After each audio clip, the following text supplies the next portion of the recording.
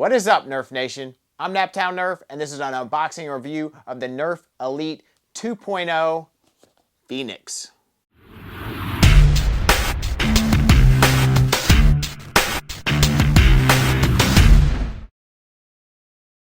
All right, you guys, so my Target had the Phoenix in stock, so I went ahead and picked one up, obviously, for you guys for review. I will be honest, I'm not super excited about the Elite 2.0 line, but I'm going to remain unbiased because I have not actually purchased one or used one yet, so we will see how this one is. This is very similar to your Strife, I believe, so we will see how it compares. That's pretty high praise, so this has a lot to live up to, so we will definitely see how that stacks up. But this is definitely a lot more bulky than your Strife, but it does have a really cool sci-fi look. This line has a really cool sci-fi look. I like how they've gone, you know, a little more that way with this line. I'm not sure I'm 100% behind the color changes. I really dig that blue, orange, and black color scheme with the Elite line, so a little different. I'm not super opposed to it, but maybe it'll grow on me. But that classic blue, it's hard to beat that. Not sure what's going on with this massive scope with this blaster. That seems really out of place to me. I really don't understand that at all. At least they have it oriented in the right direction, unlike a lot of the photos that I've seen. As always, we're advertising 90-foot ranges. We will see if we're getting that. But, you know, we do have our stock and barrel attachment points, which is cool. We do have 12 darts that it comes with. It actually comes in 2 different colors, but standard Elite darts. Nothing special, unfortunately. Wish they would have gone and redesigned their darts, because I think that would help out the blasters a ton. But nevertheless, interesting looking blaster. We will check out the back of the box here, see what's got going on. Just a picture of the blaster, a render of the blaster there. But yeah, we'll go ahead, crack this baby open.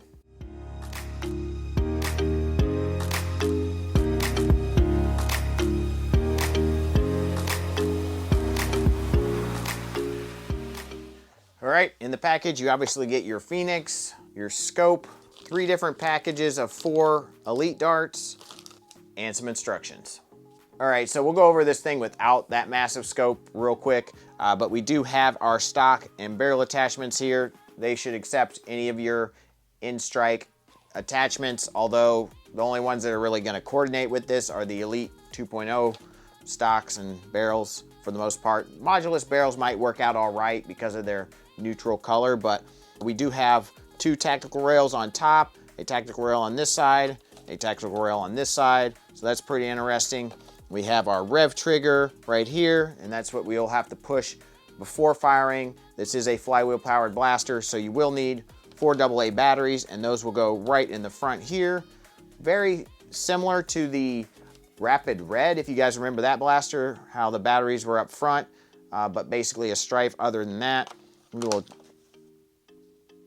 I guess the jam door just pops right off. No pin or anything in there, so I guess everyone's going to lose that immediately. Interesting. We're not headed in the right direction, Hasbro, I don't think, with this 2.0 line. Maybe more like -2 than 2.0, but you know, we will see. Nevertheless, it is only a 6-round magazine. We will push this button right here to release our mag. So yeah, just 6-round mag. I do think this is a pretty cool touch. Does not seem removable, or at least easily removable, but I will look at that further. But yeah, that seems to be locked on there. Grip is still small. This part right here is kind of digging into my hand a little bit, so definitely not a very comfortable grip, and just should be a little longer. I don't know why it's not just a tad bit longer. I know it's for kids, but a large handle does not alienate anyone, so that's a little weird to me. I guess I missed a tactical rail. There's also one underneath here. Maybe that's where the scope should go. I don't know, because there's really no good place, in my opinion, for this scope. This thing is massive. You put it up here, it doesn't look right. You can't open your jam door. That doesn't really make sense. Back here, that doesn't really look right. It's just way too large of a scope. I mean, this is for like a sniper rifle. I don't get why they sold it with this blaster. But anyways, yeah, you still cannot really open your jam door with that on there. So I don't know where you're really supposed to put that, and it makes sense with this blaster. So we won't be looking at that any longer. We'll go ahead and put some batteries in this thing though, and then we will fire it off and see what it's got. So I went ahead and loaded up 6 darts. It is nice that Nerf actually did give you 12 darts to reload your blaster twice. I think that's a plus, but still with those not very good elite darts and very expensive darts, I would highly recommend, if you're gonna buy more darts for any elite blaster or Nerf blaster that shoots a dart that's that sized, I would highly recommend going with the Adventure Force Waffles or even the Adventure Force Pro darts, the full length version obviously. So we will try both of those in this blaster out in the range, but let's go ahead and fire this thing off and see what it's got.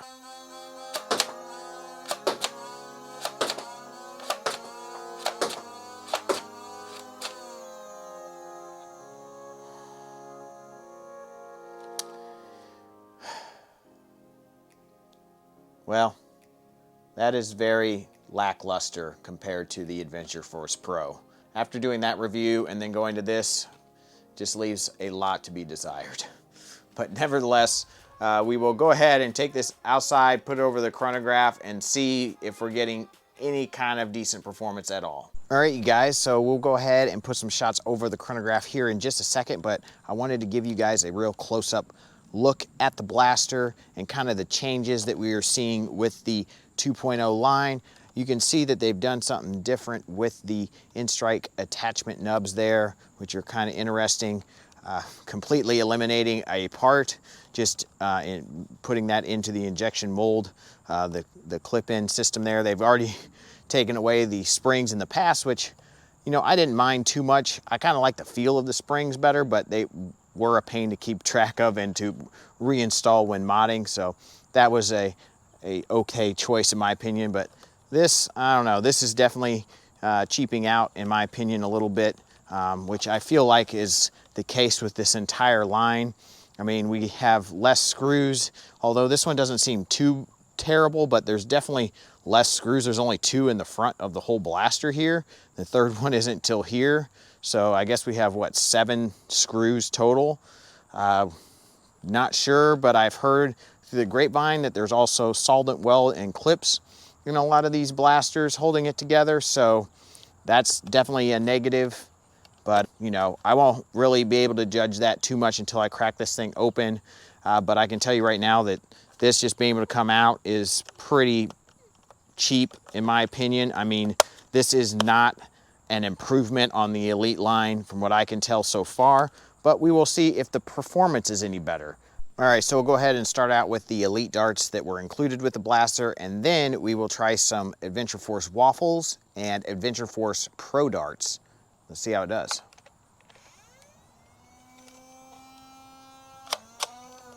$73, $73,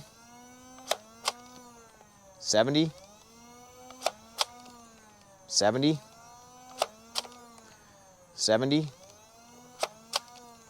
$69, $69, $73, $73, $73, $73, $72. Well, it's fairly consistent, I'll give it that. All right, Adventure Force Waffle and then Pro darts. Here we go. 73, 75, 77, 77, 74, 74, 77, 68, 78, 78,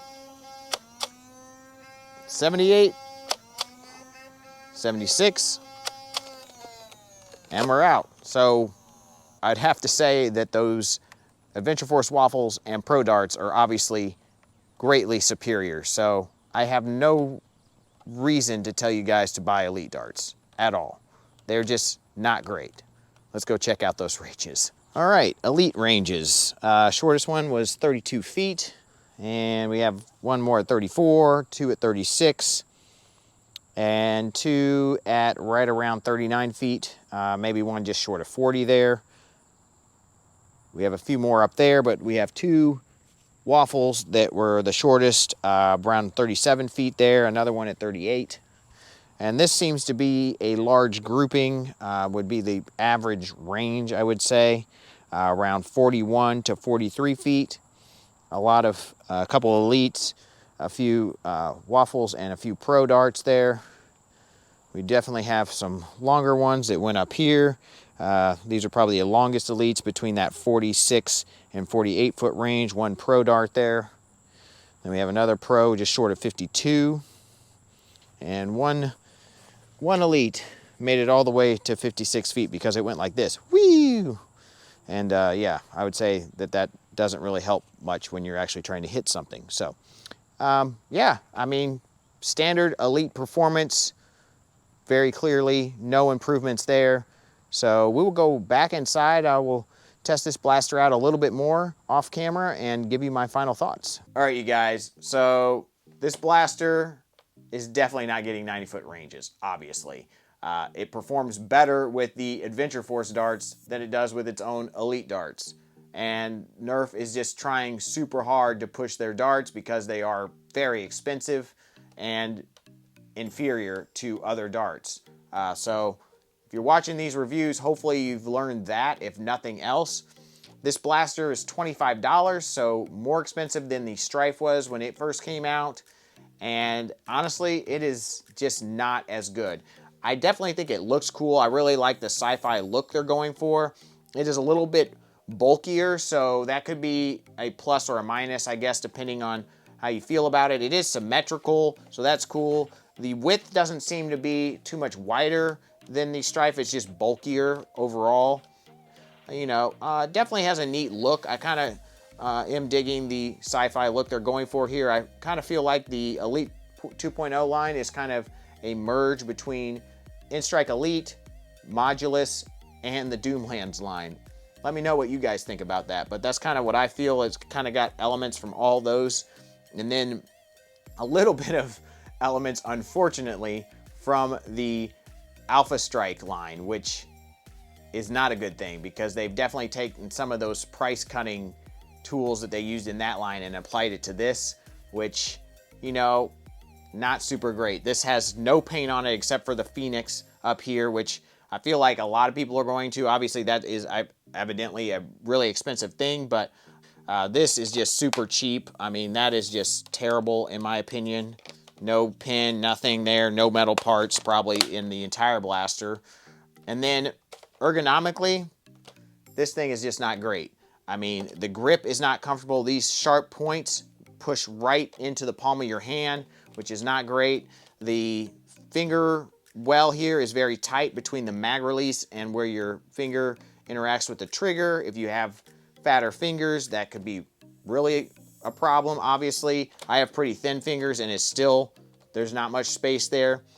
Pushing the mag release is very awkward because you have to push at the top of it to get it to actually release the mag. If you don't push hard enough, it won't release. If you push too low, it's not going to come out. So you really have to push hard, and the harder you push up there, the more your palm goes into the grip back here, causing that discomfort. And if you're using this blaster for a long period of time, that's going to be very annoying, trust me.